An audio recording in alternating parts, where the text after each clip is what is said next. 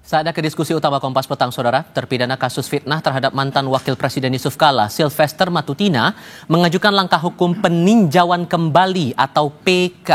Setelah hampir 6 tahun ia tidak dieksekusi kejaksaan di Kejaksaan Negeri Jakarta Selatan, Sylvester baru mengajukan PK ke Pengadilan Negeri Jakarta Selatan.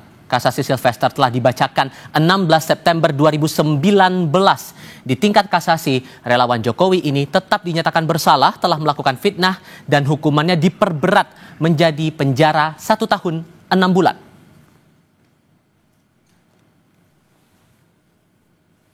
Kami kutip dari Sistem Informasi Penelusuran Perkara Pengadilan Negeri Jakarta Selatan. Tercantum permohonan PK dengan terdakwa Sylvester Matutina dalam kasus pencemaran nama baik. Yang perlu dipahami, Saudara, syarat permohonan peninjauan kembali atau PK dalam perkara pidana menurut pasal 263 Kitab Undang-Undang Hukum Acara Pidana harus ada novum atau bukti baru, adanya kekhilafan hakim dalam putusan, atau putusan mengabulkan sesuatu yang tidak dituntut atau melebihi tuntutan. Menanggapi belum dilaksanakannya eksekusi terhadap Sylvester Matutina, Komisioner Komisi Kejaksaan Nur Rahman mendesak Kejaksaan Negeri Jakarta Selatan segera melaksanakan putusan kasasi, yakni pidana penjara 1 tahun 6 bulan terhadap Sylvester yang sudah berkekuatan hukum tetap atau inkrah. Mengenai PK yang diajukan Sylvester, Komjak menilai jaksa tidak perlu menunggu putusan PK untuk melaksanakan eksekusi. Komisi Kejaksaan Republik Indonesia masih terus memonitor perkembangan pelaksanaan eksekusi terhadap terpidana Sylvester oleh jaksa eksekutor dari Kejaksaan Negeri Jakarta Selatan. Upaya eksekusi itu tidak perlu menunggu putusan peninjauan kembali yang diajukan oleh terpidana, sehingga eksekusi diharapkan segera dilaksanakan sesuai putusan kasasi yang telah berkekuatan hukum tetap. Karena kalau menunggu putusan peninjauan kembali, maka akan menjadi presiden buruk bagi penegakan hukum di Indonesia. Eksekusi tak juga diterapkan Kejaksaan Negeri Jakarta Selatan terhadap terpidana Sylvester Matutina yang justru mengajukan peninjauan kembali perkaranya ke Pengadilan Negeri Jakarta Selatan. Lalu apa yang membuat jaksa seolah tidak berani mengeksekusi Sylvester, dan bisakah seorang terdakwa yang belum menjalani masa pidana mengajukan PK? Kami akan diskusikan bersama para narasumber. 2 narasumber bergabung di studio Kompas TV kali ini. Ada terlapor kasus dugaan pencemaran nama baik Roy Suryo. Mas Roy, apa kabar? Alhamdulillah baik. Terima kasih sudah bergabung bersama kami. Juga bergabung bersama kami Wakil Ketua Umum Jokowi Mania Andi Azwan. Bang Andi, apa kabar? Baik, Mas Tefal. Terima kasih sudah hadir. Dan lewat sambungan dalam jaringan juga sudah bergabung bersama kami Guru Besar Fakultas Hukum Universitas Pelita Harapan, Jamin Ginting. Prof Jamin, dengan Tifal apa kabar? Sore Tifa, baik, sehat. Terima kasih sudah bergabung bersama kami. Mas Roy, seolah ada ketidakberanian. Kenapa disebut tidak berani? Karena sampai sekarang vonisnya dari Sylvester yang sudah inkrah itu tak kunjung dilakukan oleh jaksa. Menurut Anda, kalau dari pandangan Anda pribadi, kenapa kok sampai sekarang belum juga dieksekusi nih? Ya jangankan saya, ya orang-orang yang sangat mengerti hukum, ya kayak dewanya hukum di Indonesia, Prof Mahfud misalnya juga kan mengatakan ini harus dieksekusi. Gitu loh, dan bahkan beliau juga komentar mau ada PK peninjauan kembali atau tidak, padahal kan PK itu syarat-syaratnya kan tadi ada novum atau ada kelalaian hakim, kemudian ada misalnya pemberlakuan putusan yang melebihi, itu kan tidak ada semua, dan yang jelas dia harus masuk duluan. Karena dia belum masuk duluan, ya lucu saja kalau kemudian tidak atau belum diberlakukannya eksekusinya. Makanya saya juga salut terhadap Komisi Kejaksaan tadi, Wakil Komjak, harus diberlakukan. Makanya kalaupun itu dilakukan atau ada permintaan PK, ya sekarang kan PK, kemarin kan kita juga dengar Mas Tifal katanya dimintain amnesti, ya itu lucu-lucuan semua gitu, belum menjalankan. Dan Anda juga kesannya tidak berani atau ada kesan lain di sini?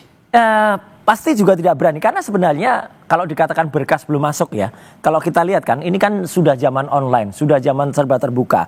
Kalau kita lihat di website Kepaniteraan Mahkamah Agung, itu juga jelas bahwa tanggal kirim ke pengadilan pengaju, artinya Mahkamah Agung itu juga kemudian mencatat di sini, itu sudah semenjak Senin 9 September 2019. Jadi sudah lama banget ini memang harusnya dieksekusi. Kenapa tidak? Ya tanyakan kepada orang besar yang ada di balik dia. Nah, ini orang besarnya siapa lagi? Orang Jangan bikin besarnya, spekulasi baru lagi nih, Bang. Nuduh orang besar, ya. Tapi kemudian ternyata dirinya yang punya orang besar mungkin ya. Mungkin badannya krempeng, tapi orangnya besar. Sampai disinggung orang besar nih Bang Andi. Ya ini Masuk fitnah akal nggak lagi tuh? nih, nggak masuk akal lah. Kalau yang dimaksud beliau itu kan Pak Jokowi. Loh, Ya kan krempeng kan tinggi. ya enggak lah. Ya. Krempeng kan nggak Jadi, mesti dia beliau kan salah nih. Oh, ya begitu. sudah tidak menjabat kalau bicara itu ya. Kalau kita kembali ke konteksnya itu, ya tinggal kita menyerahkan aja kepada Kejari, jaksa eksekutornya bagaimana gitu Setuju. kan. Kalau misalnya dikata, ini kan sudah 6 tahun yang lalu ya, ini kita harus bedakan ya dengan kasus Pak Jokowi yang sekarang kita sedang berjalan ini. Ya Bung Sylvester memang adalah dari tim kami juga ya, sebagai tim relawan ya. Dan yang kita juga sangat menyesalkan bahwa ini terjadi seperti ini gitu. Kalau untuk mengajukan PK, hak beliau untuk mengajukan PK. Dan setiap orang juga akan wajib lah dipersilakan untuk mengajukan PK kalau ditemukan 3 bukti tadi kan. Dan saya rasa mungkinan diajukan PK itu karena beliau mempunyai novum baru, ya kan? Ya sampai sekarang terus terang aja saya belum bisa kontak dengan beliau ya.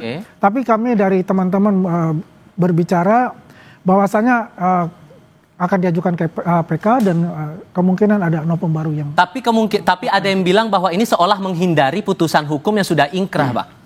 Ya kalau kita bicara apakah menghindari ataupun juga melarikan diri itu kan hanya Sylvester yang tahu ya. Karena kita saya belum ketemu sampai sekarang ini. Tapi menurut saya dia juga taat hukum kok. Sylvester taat hukum mungkin ada satu administrasinya yang belum kelar atau apa kan bisa saja itu juga. Tapi taat hukum nggak mungkin selama 6 tahun nunggu kan, Bang? Nah kalau kita bicara 6 tahun tunggu ini kan kita bisa personal. Ya bukan kita bicara dalam status satu grup dan sebagainya ya. Ini personal. Apa yang dilakukan beliau yang bertanggung jawab sendiri untuk itu. Oke, Prof Jamin, maka muncul pertanyaannya begini, Prof. Seseorang yang sudah dijatuhi pidana, sudah ingkrah tapi belum menjalani masa pidana, kemudian mengajukan PK, sah tidak proses itu? Ya, PK itu kan hak setiap orang ya. Apakah dia sudah dieksekusi atau belum dieksekusi. Itu kalau sejak ada putusan yang menyatakan berkekuatan hukum tetap dan memiliki novum, dia punya hak ya untuk mengajukan itu. Tapi begini ya, ini di pasal 270 di KUHP itu kan tugas dan kewenangan eksekusi itu ada pada jaksa. Tetapi selain itu, kita jangan lupa di pasal 280 ada peran hakim juga di situ. Jadi hakim itu yang melakukan pengawasan dan pengamatan terhadap pelaksanaan fungsi daripada pelaksanaan tadi itu di pasal 280 nanti lihat di KUHP. Jadi ini ada dua yang keliru ini, jaksanya dan hakimnya. Harusnya hakimnya juga punya kewajiban untuk mengawasi jaksa melaksanakan isi putusan. Nah, menurut Anda apa yang membuat ini tidak jadi kunjung dieksekusi? Apa yang salah, apa yang lalai di antara kedua belah pihak ini, jaksa dan hakim ini?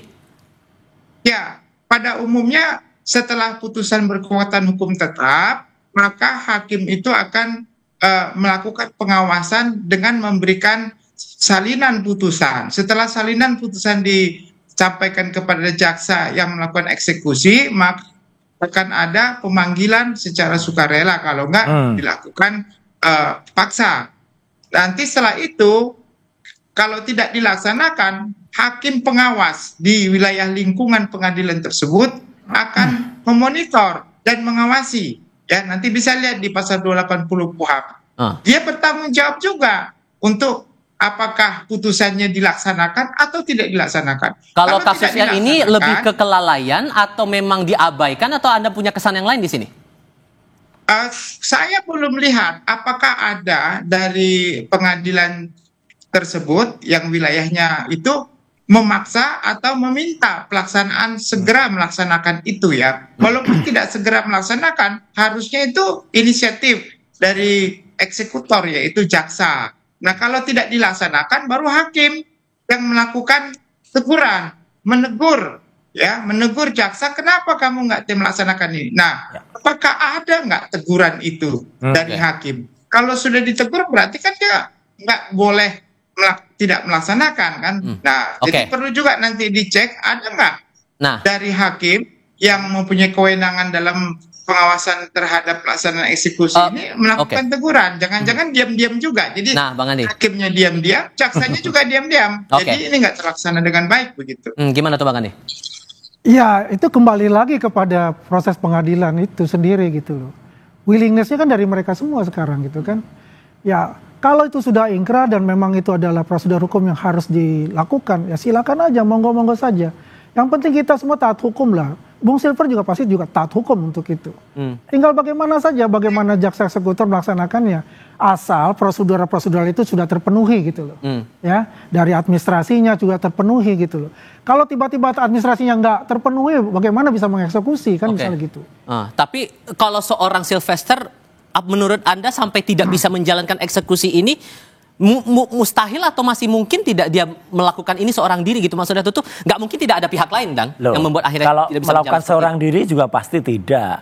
Ya, kan pasti ada yang tadi menjalankan. Misalnya kan ini pun sudah ada 3 tahap ya, putusan nomor 200, putusan nomor 297, kemudian terakhir putusan nomor 287, garis miring K, garis miring PIT 2019. Itu semua jelas. Jadi artinya tidak mungkin ya tidak ada kemudian yang membikin atau menghambat ini. Pasti ada, karena dalam sistem informasi semuanya jalan. Tapi kan ini berarti ada oknum, ya, ada oknum yang tidak menjalankan ini, Mas Tifal. Dan siapa? Oknum itu, makanya kita minta kepada Komisi Kejaksaan. Kita juga kemarin teman-teman juga mengajukan somasi kepada Kejaksaan Negeri, ya gitu, untuk menanyakan. Kalau perlu juga ada tindakan. Tapi saya kira udahlah, kita serahkan kepada pihak-pihak yang berwenang dan juga masyarakat bisa menilai kok ini, Mas Tifal. Akhirnya kan ada tudingan lagi nih Bang Andi. Tudingan siapa pihak yang ada di baliknya Bang Sylvester ini membuat akhirnya 6 tahun nggak jalan-jalan ini pidananya. Ya sah-sah saja orang mengadakan tudingan-tudingan itu. Ya berpraduga. Tapi logis nggak kalau ada pandangan kayak gitu? Ya, kalau kita bicara logika, ya mungkin saja ya, kalau bicara logikanya ya. Tapi apakah ini, tadi kan dijelaskan oleh Pak Prof. Jamin juga, apakah ini jaksa dan hakim ini matching nggak nih? Ya kan? Tadi kan dikatakan untuk mengajukan PK itu ada 3 tahapan itu kan. Ada putusan hakim yang salah, ya kan?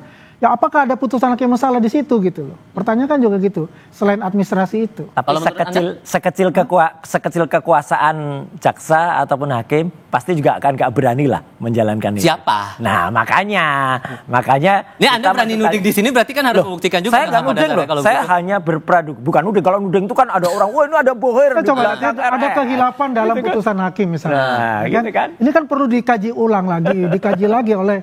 Makanya ada PK itu, apakah dari 3 komponen itu salah satunya ada itu menurut Bung Sil ya.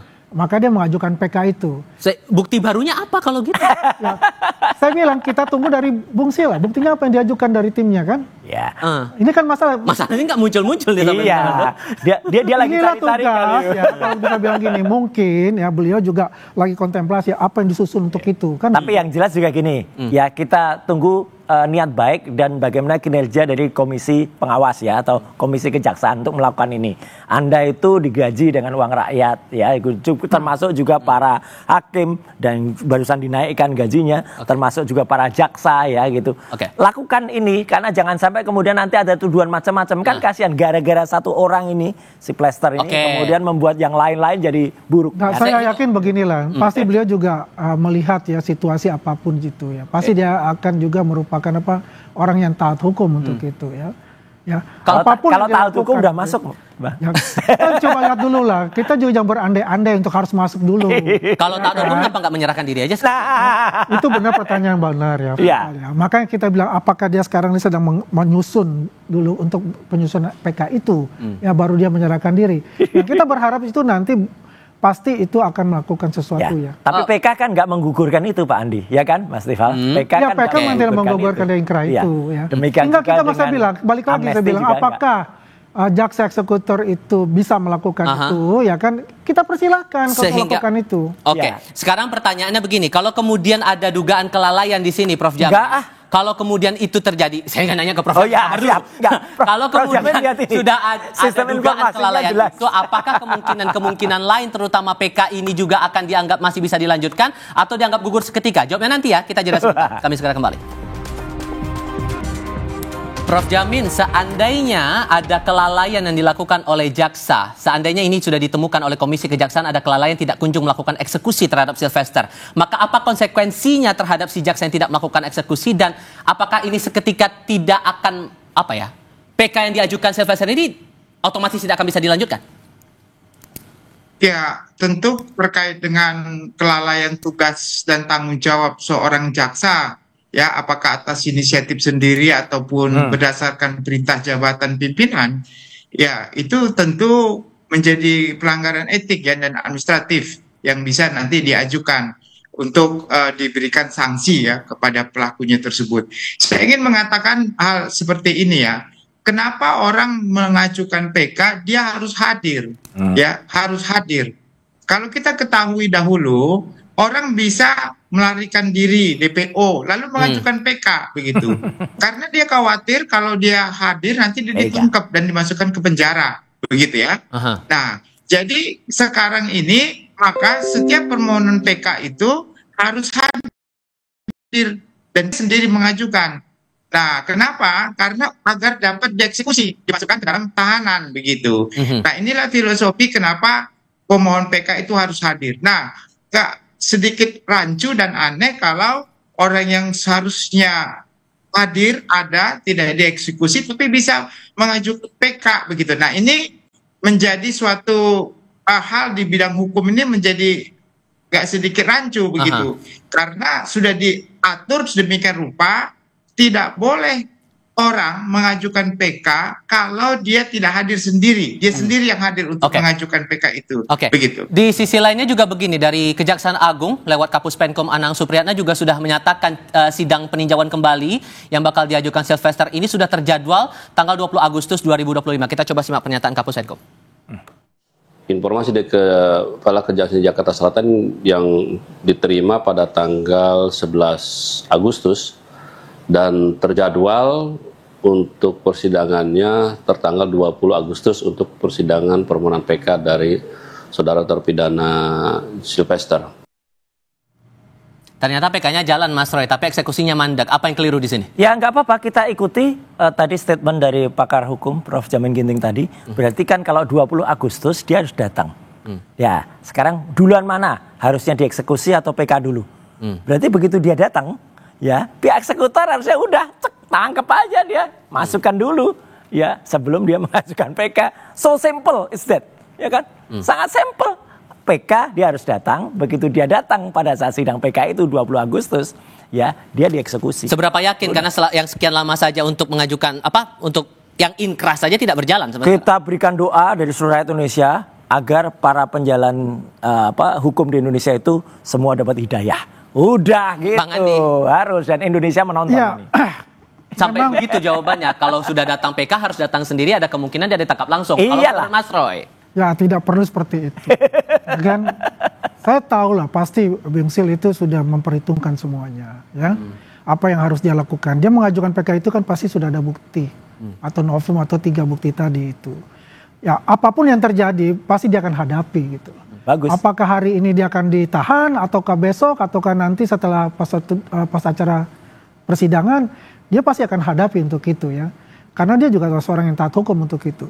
Tapi yang jelas adalah yuk kita sama-sama lihat aja seperti apa tanggal 20 Agustus itu. Ya, kan PK sudah berjalan, sudah mulai gitu kan. Dengan novum-novum baru ataupun dari beberapa 3 poin tadi itu bisa diterima oleh mahkamah. Karena kan ini sudah mencuat cukup lama, sudah beberapa hari ini masalah Pak Sylvester ini mencuat ke publik. Terakhir Anda komunikasi bagaimana memperhatikan ini dan saran Anda ke Bang Sylvester apa sebetulnya? Ya kalau saya belum sempat berkomunikasi lagi ya. Padahal jago loh, Pak Andi itu kalau kontak kan jago. Tapi begini, yang kita paham lah, karena kita sering bergaul ya, kita berbicara seperti apa juga, saya paham bahwanya Bung Sil ini adalah orang yang taat hukum untuk itu. Ya. Dan apapun cepat atau lambat dia pasti akan menyerahkan diri. Tanda kutip ya, saya bisa katakan dia akan menyerahkan diri ataupun juga sambil menunggu sampai PK itu. Meskipun harusnya ya sudah mengajuk apa? Iyalah. Menyerahkan diri itu mau udah dari kalau taat hukum Jadi udah dari begini 6 tahun yang lalu. juga kita meminta kepada pihak jaksa eksekutor itu ya bisa melakukan sesuai dengan tugasnya dia sebetulnya kan. Kalau mereka dia sudah berkomunikasi dan juga administrasinya itu sudah lengkap dan jelas gitu loh. Karena kalau salah satu syaratnya kan itu. Kalau administrasinya nggak lengkap gimana? Oke. Kan masih dipertanyakan juga sama jaksa kan gimana? Di satu sisi ini juga belum selesai, Anda juga tersandung kasus dilaporkan juga ke polisi yang sampai sekarang juga belum Yang nggak tahu apa-apa, arahnya mau gimana. yang penting ini harus dieksekusi. Dan kalau tadi Bang Andi mengatakan Sylvester itu adalah taat hukum, ya buktikan taat hukum itu dengan menjalankan ya atau menjalani eksekusi ini sesuai dengan kata dia tuh ketika di depan teman-teman tuh kalau saya sudah menjalani hukum gitu ya. Wah, ketika di acara dua arah dulu kan juga saya sudah menjalani dan waktu itu kan benar kan. Pemirsa bisa mencatat semua buktinya. Waktu itu saya tanya, kapan menjalankan? Oh, nggak tahu. Nggak perlu dilihat. Kapan? Akhirnya kan terbukti semua. Seluruh masyarakat Indonesia mencatat dan Kompas TV lah. Yang kemudian menjadi pertama kali ketika saya mengungkapkan Bang Sylvester itu belum menjalani putusan itu. Oke, sederhananya Prof. Jamin, apa hikmah yang harus kita pelajari di sini? Karena ini kan pasti akan sedikit banyak kan mencoreng peradilan kita. Nah. Ya, tentu begini ya.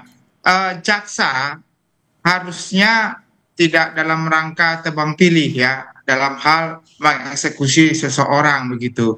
Ini juga tanpa sorotan masyarakat saya kira bahaya juga kalau sampai nantinya ada orang-organ tertentu yang sebenarnya harus sudah melaksanakan putusan tetapi tidak ada yang mantau akhirnya berkeliaran begitu ya, tidak dieksekusi. Ini seperti gunung es ya. Jadi Komja, Komisi Kejaksaan, masyarakat harus memantau semua terhadap pengadilan-pengadilan di mana jaksa yang tidak melaksanakan eksekusi ya. Nah, dalam hal tertentu jaksa cepat. Kenapa dalam hal tertentu jaksa lambat? Kan itu kan artinya equality before the law ya. Persamaan di depan hukum itu harus ditegakkan begitu. Itu yang pertama. Yang kedua, saya lihat fungsi dan peran hakim ini lagi. Hakim pengawas yang harusnya kalau sampai ada terpidana yang sudah mempunyai kekuatan hukum tetap tidak dilaksanakan, hakim memberi teguran dan pengawasan itu tugasnya sudah. Dan kelalaian ini sudah tidak terbantahkan lagi menurut Anda, Prof? Ya, saya kira sudah nyata di depan mata ya dan sudah terbuka sekali ya. Artinya orangnya sendiri akhirnya juga sering ada di media.